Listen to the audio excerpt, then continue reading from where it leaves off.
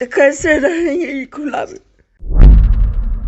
नमस्कार, मैं धीरज शर्मा और आप देख रहे हैं न्यूज हाट। ये गैबीपुर गांव में परवीन झा का घर है जिसको प्रशासन ने कुर्की जब्ती किया है। हर एक सामान को प्रशासन यहाँ से अपने कब्जे में निकाल कर ले गई है, तोड़ कर ले गई है। जेसीबी के प्रयोग से पिछले 2 दिनों से ये कार्रवाई प्रशासन की चल रही थी। हालांकि अभी फ़िलहाल जो परवीन झा हैं, जिनको कहा जा रहा है कि मुख्य आरोपी हैं मोहम्मदपुर घटना में, नरसंहार में, उनकी गिरफ्तारी की जो लोग हैं वो मांग कर रहे हैं। प्रशासन भी लगातार छापेमारी कर रही है। हालांकि पीड़ित परिवार का कहना है कि प्रशासन छापेमारी अगर करती तो अब तक आरोपित गिरफ्तार होते 8 दिन घटना के बीत गए हैं। ये तमाम चीज़ें पीड़ित परिवार का कहना है। लेकिन फ़िलहाल अगर हम यहाँ की बात करेंगे तो इस घर में कई सदस्य रहते थे। जो परवीन झा से संबंध रखने वाले जो परिवार के लोग थे, अपने लोग थे, उनको जो है प्रशासन के ने गिरफ्तार करके ले गई है प्रशासन।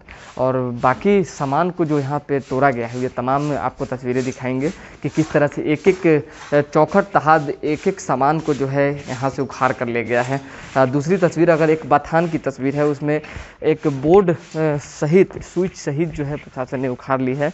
और जो भी छज्जे थे, जो भी खपरा थे, जो करकट थे, उसको जो है तोड़ दिया गया है और लगातार कार्रवाई की जा रही है।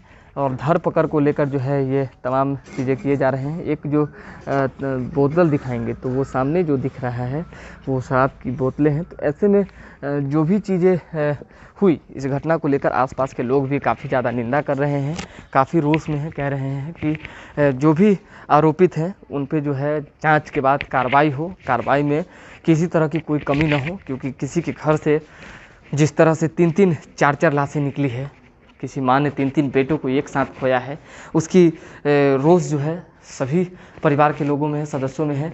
हम परवीन झा के घर में मौजूद हैं। घर की तस्वीरें यही है कि चौखट तहाद जो है, ग्रिल तहाद नए घर का उखाड़ लिया गया है।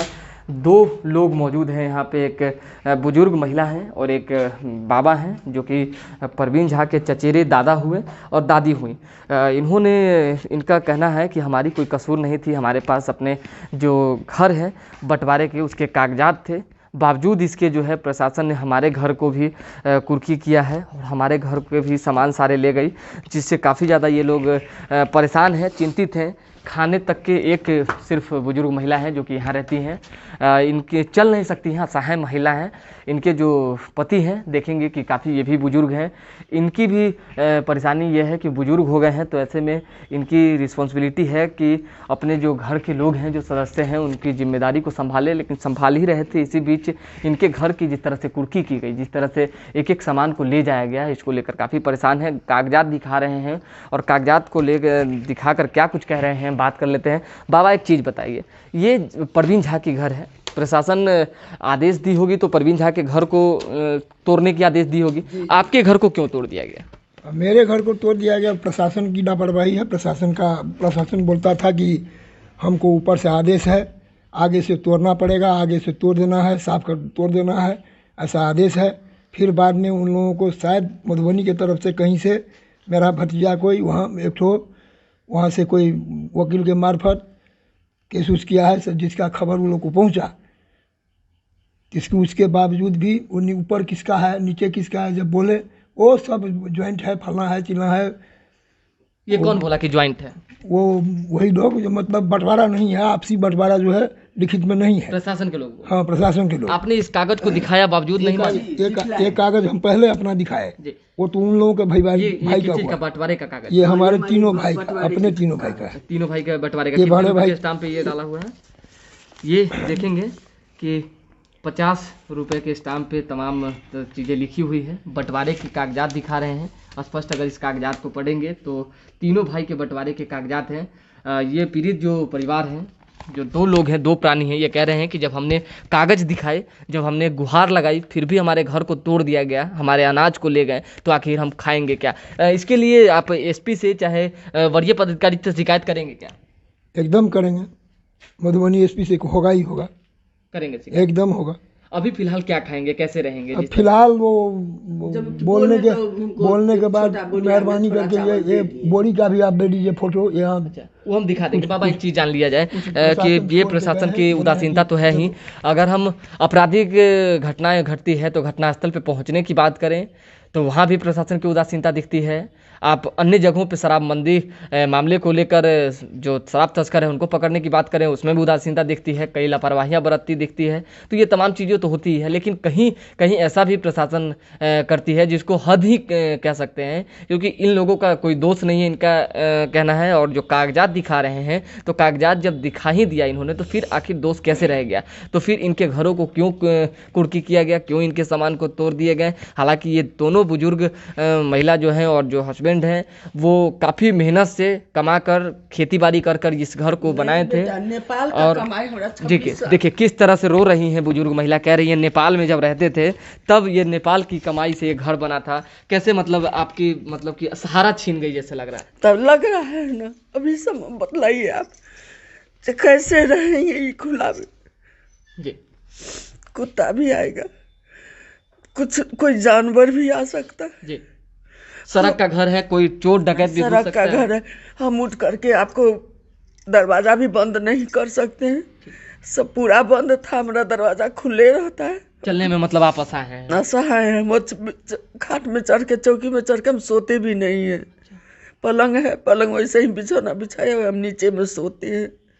खाने के लिए प्रशासन सिर्फ वही दया कर दी एक, हाँ वही कर। लेकिन जब कागजात आप लोगों ने दिखाया तो आपकी मिन्नतें नहीं सुनी गई, मतलब आपकी बात नहीं सुनी? नहीं, कितना बोले, तब जब लास्ट में ये हो गया तो बोल रहे हैं हमको, जो तब आप चावल निकाल काहे नहीं लिए? जब आप लोग कहते हैं फोटो खींच के ले गए, बोलते हैं ये चीज़ नहीं निकालने के लिए, यदि हम छुए तब आप लोग ही कार्रवाई कीजिएगा, तो ऐसा काम हम क्यों माता जी, करेंगे? किस तरह का बंटवारा था, किस तरह के परिवार थे आपके परवीन झा? हमरा पहले तो हमरा तो अच्छे था, हमारे लिए तो अच्छे था, बहुत अच्छा था। जी, उसका बेटा बाप जो है हमारा माँ के तरफ करता था, जी, नहीं करता था ऐसी बात नहीं है। उसकी परवीन की माँ है, हमको बहुत मानती है। जी। अपना उन लोगों को भी प्रशासन इजाजत मिली है? हाँ, उन लोगों को भी ली है। ये जो घटना घटी, जिस तरह से एक ही परिवार के 5 सदस्यों को मार दिया गया, कितना निर्मम हत्या है ये? बहुत। इसको लेकर कितना मतलब सरकार से मांग करते हैं कि दोषियों पर कार्रवाई होनी चाहिए? दोषी पर तो कार्रवाई होनी चाहिए, एकदम होनी हाँ, चाहिए। होनी परिवार मतलब किसी के साथ नहीं हो सकता? नहीं, होनी चाहिए। परिवार के सदस्य कह रहे हैं कि उचित जो कार्रवाई है वो होनी चाहिए। परिवार का अगर कोई सदस्य है और हत्यारा है, आरोपित है, तो उसको नहीं छोड़ना चाहिए, क्योंकि अगर आज ऐसे लोगों को छोड़ दिया जाएगा तो समाज में कई ऐसी माएँ हैं जो अपने बेटे को खो देंगी, कई ऐसी बहनें हैं जिसके मांग के सिंदूर मिट जाएंगे। ये तमाम एक महिला होने के नाते ये दर्द समझ रही हैं कि किस तरह से एक पीड़ा पहुंचा है एक माँ को, किस तरह से 3-3 बेटे को एक माँ ने खोया है। माँ का तो पीड़ा क्यों नहीं समझेंगे? एक औरत है, हम भी एक औरत है, हमारा भी पोता नाती है, वो उसके लिए भी, उसको भी कुछ होगा तो हमें दुख लगेगा। वैसे ही दुख तो उसके लिए हम बहुत है। वो एक माँ है, बहुत कष्ट से बच्चा को पैदा करती है, बहुत कष्ट से बच्चा को पालती है, कोई भी माँ। आप लोगों को भी ऐसा लगता है कि जिस तरह से घटना घट गई है, उधर का पक्ष भी रोष में है, तो किसी तरह से कोई हमला हो सकता है, प्रशासन को सुरक्षा देनी चाहिए? देनी तो चाहिए, प्रशासन हो को सकता सुरक्षा है, देनी हाँ, चाहिए। प्रशासन को सुरक्षा बाबा, देनी एक सवाल आपसे रह गया है कि आपने भी कहा कि दोषियों पर कार्रवाई होनी चाहिए। किस तरह की कार्रवाई ऐसे दोषियों को होनी चाहिए? दोषियों पर कार्रवाई जो है, कार्रवाई हो, मगर वो एक ही सिर्फ प्रवीण झा ही उसमें दोषी है, अथवा और भी लोग थे, और भी लोगों ने क्या किया, उसकी जो है अच्छी तरह से जांच करने के बाद इसका जांच के बाद कार्रवाई होनी चाहिए, एक-एक लोगों को मतलब कि सजा होनी चाहिए। बाबा हैं, ये बुजुर्ग बाबा हैं, काफ़ी करीब से अपने पोता को देखा होगा, लेकिन आज जब नाम आया है, इतनी बड़ी घटना में नाम आया है, तो ये खुद खोल के कह रहे हैं कि ऐसे लोगों पे कार्रवाई होनी चाहिए अगर सच है तो, अगर उसकी संलिप्तता अपराध में है तो। हालांकि बाबा, यहाँ पे से एक गन जो पकड़ा गया है, गन आखिर किस घर में मौजूद था? वो था तो इधरे वाला घर में, मगर वो हमारा भतीजा जो है पहले चिड़ैमारा बंदूक जो है ना, वो CRPF से उधरी से लाया था चिड़ै मारने के लिए, चिड़िया मारने के लिए था चिड़ैमारा। लेकिन प्रशासन जो है, प्रशासन अपना माने वर्चस्व कायम करने के लिए ये है वो है, 3 पार्ट में है, 9 पार्ट में है, 18 पार्ट में है। जो भी गन फायरिंग होगा, चाहे वो प्लास्टिक गोली हो या ओरिजिनल गोली हो या जो भी हो, तो चिड़ै भी मारने के लिए या शाही मारने के लिए या कोई जंगली जानवर मारने के लिए जो है, तो वो तो फायरिंग के लिए ट्रिगर होगा ही, चलेगा ही, गोली बुलेट उसमें से निकलेगा तो नहीं लगेगा। तो वही चीज़ था, लेकिन वो पार्ट था, तो अपना प्रशासन जो है उसको बनाया कि गन है, गन है। लेकिन कहा जा रहा है प्रशासन आप लोगों का सपोर्ट कर रही है, काफ़ी ज़्यादा पीड़ित परिवार इस चीज़ को कह रहे हैं। पीड़ित परिवार कह रहे हैं लेकिन सपोर्ट नहीं है हम लोग को।